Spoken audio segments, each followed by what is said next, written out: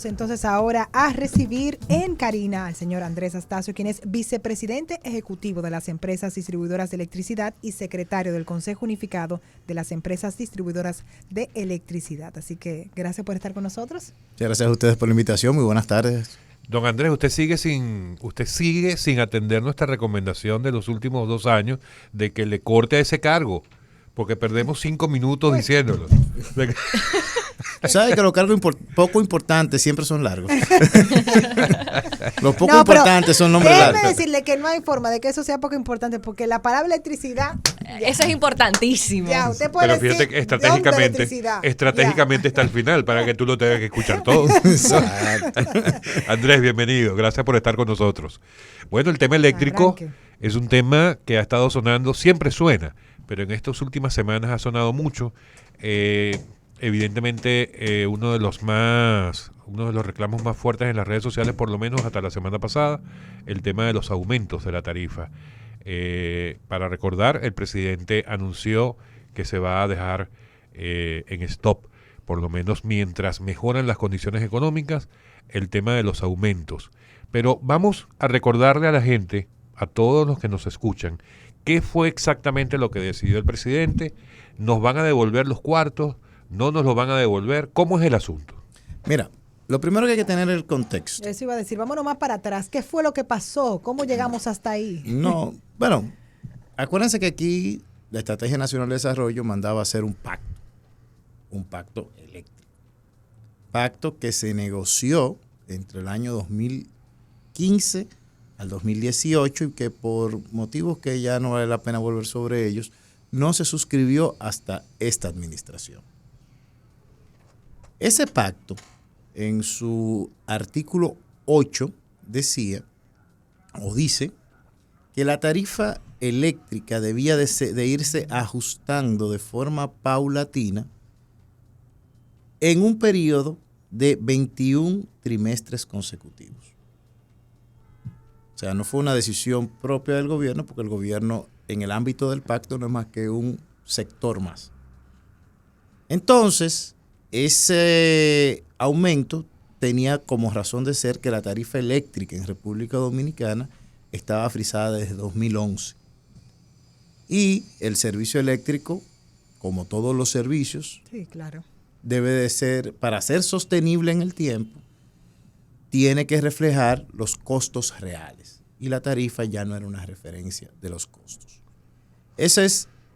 Por ese motivo es que el gobierno inicia ese proceso de adecuación tarifaria. Ahora bien, volvemos a lo mismo. El pacto eléctrico se negocia bajo un contexto y en unas circunstancias completamente diferentes a las que se viven hoy. En ese momento no había pasado una pandemia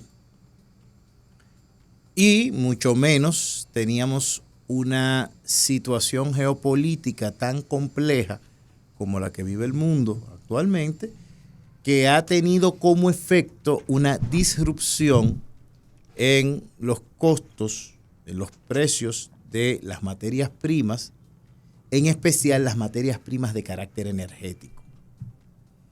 Entonces, ¿qué dice el presidente? Bueno, aquí hay un contexto diferente. No es lo mismo que ocurría cuando se negoció, ni siquiera cuando se empezó a aplicar a lo que está ocurriendo hoy. La prudencia y el buen gobernar manda a que esto lo revisemos y lo adecuemos al contexto que estamos viviendo. O sea, lamentablemente estamos viviendo por primera vez, al menos desde que yo tengo uso de razón, ver que Estados Unidos tiene una inflación del 9%. Claro. Estados Unidos prácticamente yendo hacia doble dígito. Yo creo que es tal vez la segunda vez desde que yo tengo uso de razón en que de manera consistente el peso dominicano se aprecia frente no frente al dólar, frente a todas las monedas. Yo quedé impactada así la última vez que fui a hacer el cambio. Yo dije, pero güey. Sí, no. Es un contexto diferente. Sí. Entonces, exige que se adecúen las medidas. ¿Qué decidió el presidente? Bueno, mira, vamos a parar acá, vamos a redefinir, a rediscutir dentro de este contexto en el que estamos viviendo, que no podemos estar de espaldas a él, y de cara al usuario, lo que él dijo, mira, definitivamente ya lo que se factura en julio no se van a emitir de nuevo las facturas. Entonces lo que vamos a hacer las distribuidoras es que el próximo mes lo que vamos es a recalcular lo que se le debió facturar a la gente en junio a los precios, en julio a los precios que estaban vigentes en junio, y si hay que hacerle un crédito, sencillamente se le acredita en la factura. Andrés, pero una cosa, cuando se firmó el pacto eléctrico ya teníamos la pandemia, o sea, ya estábamos en pandemia a la hora de la firma. Entonces, ¿por qué elementos como la COVID-19 y la posible crisis económica no fueron tomados en cuenta a la hora de firmar este pacto eléctrico? Mira, son dos cosas. Hay un momento en que se firma el pacto y un momento en que se negocia el pacto. Uh-huh. Cuando se negocia el pacto no había COVID-19. No había COVID, pero ¿por qué lo firmaron considerando las circunstancias? De hecho, el COVID-19, el efecto que tuvo sobre los costos energéticos no era tan grave, porque el efecto del COVID-19 fue una reducción de la demanda a nivel global. Y no sé si ustedes se acuerdan que hubo un día a finales de mayo del año 2020, que también por primera vez en la historia el precio del petróleo fue negativo. Sí. Que llegó a menos $35 el barril. Uh-huh. Porque había un problema de almacenamiento por la reducción de demanda. Ahora, ¿cuál es el elemento disruptivo con el que estamos lidiando hoy día en los insumos energéticos? La guerra Ucrania-Rusia, que ha indispuesto para Occidente el suministro del principal exportador de hidrocarburos del mundo, sobre todo para Europa.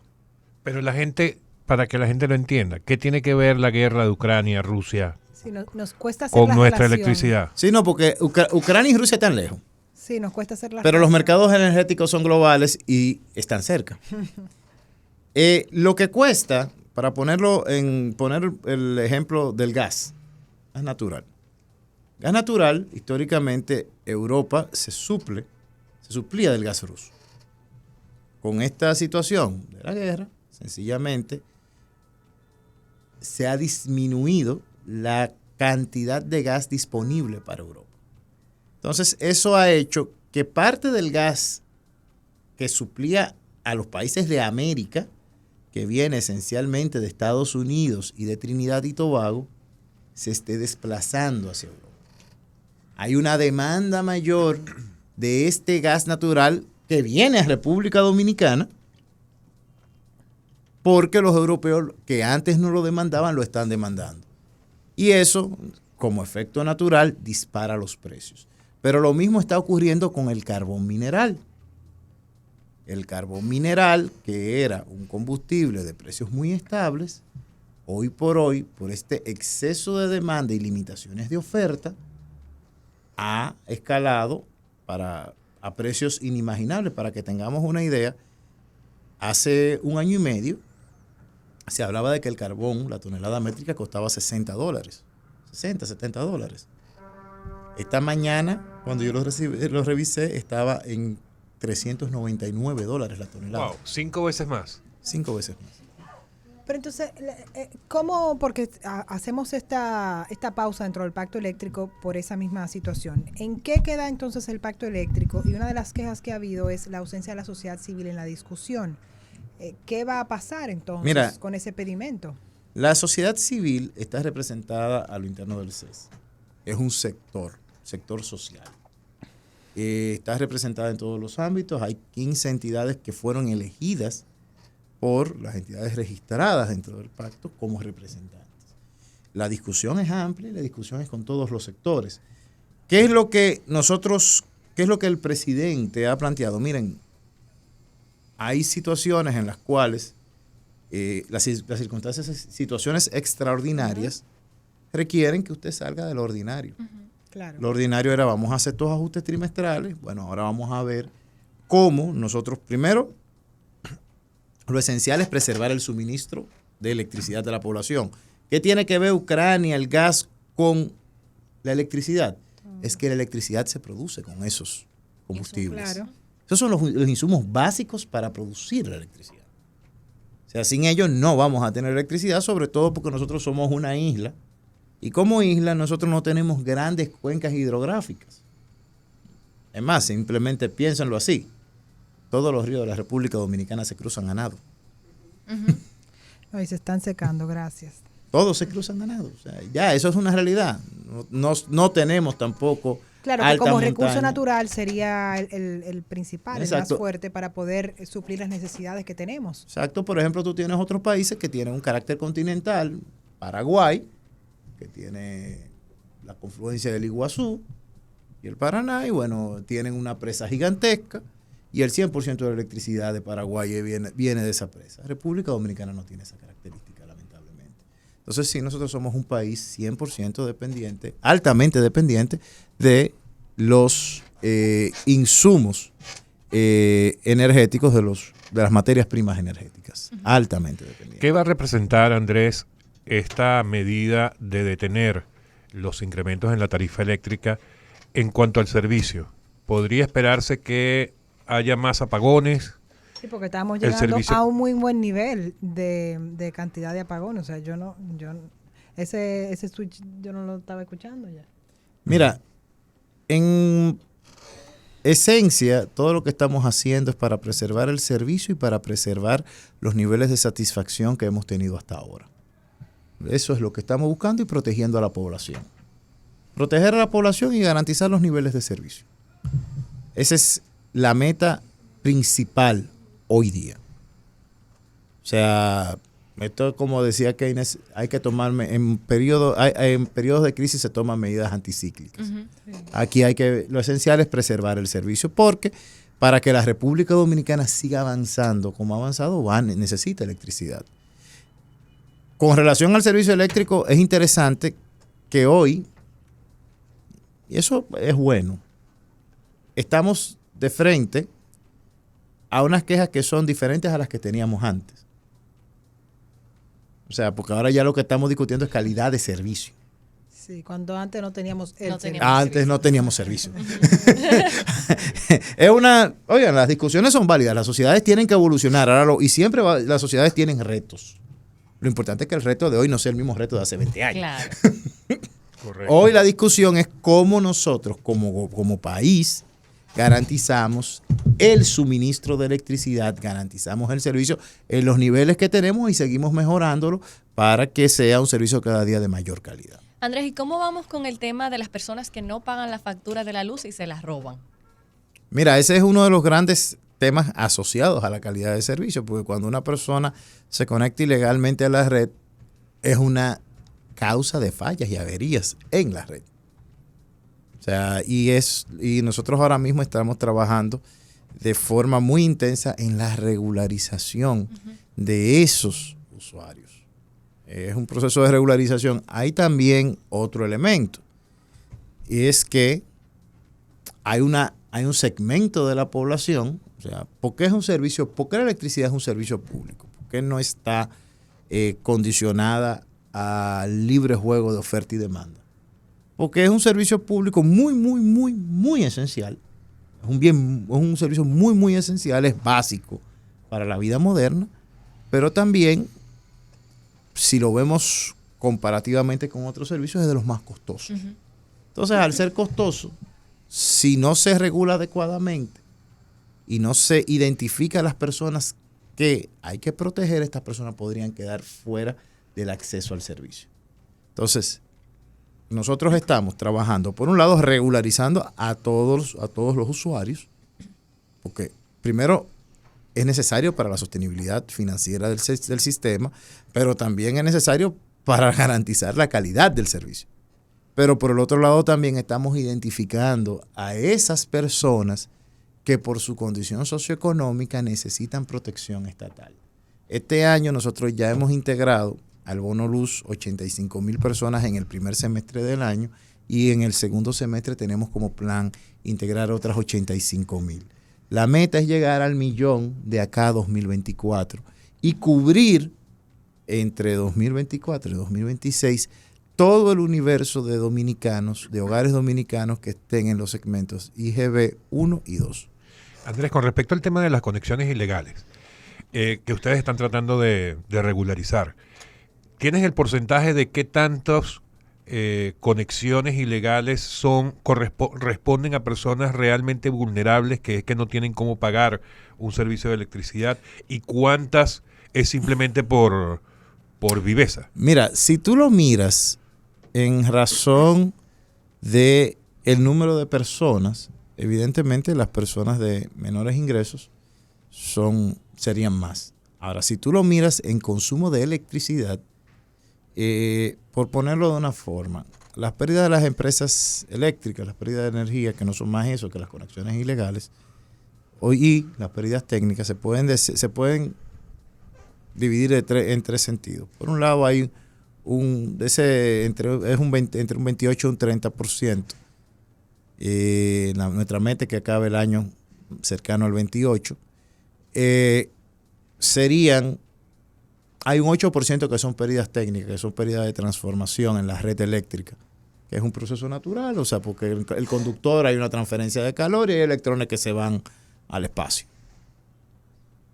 Hay entre un 7 y un 10% que sí corresponde a esos sectores más vulnerables, y hay un 10% que no corresponde a los sectores vulnerables, que son evidentemente nuestro foco de atención actual.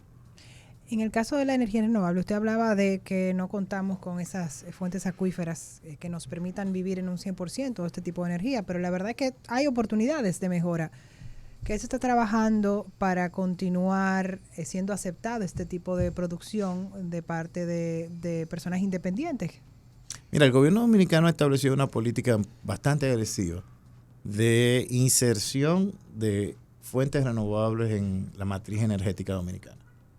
Por un lado, nosotros en el último año hemos contratado más de 650 megavatios de fuentes fotovoltaicas y estamos negociando varias para fuentes eólicas. Ahora mismo surgen ya el nivel, el estado del arte tecnológico ya nos permite a países como República Dominicana empezar a crear incentivos para desarrollar, para que se instalen bancos de batería que permitan gestionar esa generación de fuentes renovables. Porque, por ejemplo, ¿cuál es el problema? O no el problema, la condición de las fuentes renovables actuales cuando se operan como hasta hoy se han operado, de acuerdo al estado del arte de la tecnología, hace 2 o 3 años, que esto es bastante reciente. Nosotros tenemos hoy día 500 megavatios instalados de generación solar. En este momento que todo está nublado, a las 2 de la tarde no se está generando nada con esa fuente. Sí. Porque no hay sol. Entonces, eso lo tipifica como una energía no gestionable. Porque el tema es que todos los dominicanos a determinada hora necesitamos prender el bombillo y que el bombillo prenda. Sí. A la hora que los requiramos. Y normalmente los requerimos en los horarios en que no hay luz de sol. Y en estas épocas, o el aire y el abanico. El aire, el abanico, pero la nevera tiene que funcionar 24/7. O sea, la electricidad, la red eléctrica está definida más que nada, se diseña más que por el carácter de consumo, por el carácter de disponibilidad, de necesidad, hasta dónde yo necesito. Entonces, la idea ahora, el gobierno está estudiando, estamos tratando de generar los incentivos para que se instalen elementos de almacenamiento de energía que permitan aprovechar esas fuentes renovables a la hora que más se necesitan, no simplemente a la hora que esté el recurso. Y podamos entonces integrar y hacer más robusto nuestro parque nuestra matriz energética. Muy bien, Andrés, casi para terminar, porque lamentablemente se nos fue el tiempo, pero ¿en qué ha quedado, y esta pregunta te la tenemos que hacer siempre, ¿en qué han quedado las investigaciones sobre todos los manejos de irregularidades que ustedes encontraron allí en el proceso jurídico que se está llevando adelante? Mira, como tú sabrás, nosotros presentamos las correspondientes denuncias y querellas ante el Ministerio Público. Ministerio Público de República Dominicana, que ha demostrado ser muy, muy, muy acucioso en sus investigaciones, nos ha manifestado que ellos siguen investigando, están avanzando en ese proceso. La Cámara de Cuentas también está haciendo varias auditorías en las empresas eléctricas. Eso también fue requerimiento nuestro. Nosotros requerimos que nos hicieran las auditorías correspondientes y esas auditorías se concatenarán con las investigaciones del Ministerio Público y de ahí saldrán las correspondientes acusaciones de acuerdo a lo que establece nuestro marco legal. Porque ante todo, si bien nosotros encontramos irregularidades y es una obligación de un funcionario público denunciarlo, tenemos que ser siempre respetuosos del debido proceso y de las garantías constitucionales establecidas en nuestro Estado de Derecho. Mira, todavía nos queda un tiempito. Ahorraste tiempo allí, pero a mí me quedó dando vueltas en la cabeza algo que dijiste hace unos minutos, de que ahora la diferencia de ahora es que tenemos que responder por la calidad del servicio, cuando antes había que responder por el servicio que no existía. Dínoslo para que cualquier persona que nos esté escuchando entienda eso. Bueno, ¿Por qué ustedes hacen esa comparación y ahora es calidad y no servicio? Mira, hace 2 años, 3 años, todos los dominicanos, no importaba el estatus social, no importaba nada. Teníamos claro que la luz se iba a ir en nuestras casas de tal hora a tal hora. Y de hecho había veces que se extendía esa programación. O sea, en los sectores populares, si lo vemos, era recurrente que te dijeran, mira, lunes, miércoles, viernes y domingo usted no va a tener luz de 8 de la mañana a 10 de la noche. Y martes, jueves, sábado usted no va a tener luz de 10 de la noche a 10 de la mañana. Eso era recurrente. Y la gente acostumbrada a eso. Sí, eso era inexistencia al servicio. Hoy día, y de hecho, si lo vemos en la clase media era recurrente la cuota adicional por el pago de combustible en los meses de mayo, junio, julio y agosto. Sí. Eso era recurrente. Hoy día lo que estamos hablando es de la calidad. ¿Por qué? Porque la idea es que el servicio sea ininterrumpido. Ahora, cuando el servicio es ininterrumpido, también es un servicio vulnerable, es una red vulnerable, afectada por esos hechos que denunciamos, entre otras cosas, y requiere una mejora continua. Entonces ahora la gente sí, con todo su derecho, se queja porque se me fue la luz media hora, se me fue la luz 1 hora, hubo una avería y tuve 4 horas sin luz, pero no es cotidiano. Y ahora no lo puedo dejar de preguntar, porque justo hablo de avería. Siempre se ha escuchado que cuando hay un apagón general y que esto y que aquello, que hay un tema de negociación, un pago que no han sacado, ¿qué hay de cierto con eso? Bueno, mira, una de las primeras cosas que nosotros que hizo esta administración fue restaurar la cadena de pagos en el sistema eléctrico. O sea, nosotros llevamos ya 2 años en la administración y en 2 años no se ha generado un atraso con los generadores a más de 30 días. Que era lo que se llamaban apagones financieros. Los apagones financieros. Nosotros como gobierno... Eso se escuchaba. O sea, nosotros, gracias a Dios, el gobierno dominicano ha podido mantener al día todas sus cuentas con los generadores y eso es lo que ha permitido mantener la disponibilidad del servicio. Pues ahí está, señores. Mira, muy bien. Terminamos el programa eléctrico. Andrés, muchísimas gracias por acompañarnos. Como siempre te decimos, esta es tu casa. Muchísimas gracias a ustedes por la invitación. Y en este caso no voy a decir el cargo completo. Andrés Astacio, vicepresidente ejecutivo del Consejo Eléctrico, vamos a llamarlo así, para que todos entendamos. Ponlo de las EDES, que es más fácil. De las EDES. Así mismo. Y ustedes, muchísimas gracias por la sintonía. Lorena, Karina. Hasta mañana, señores. No se diga más. Bye, bye.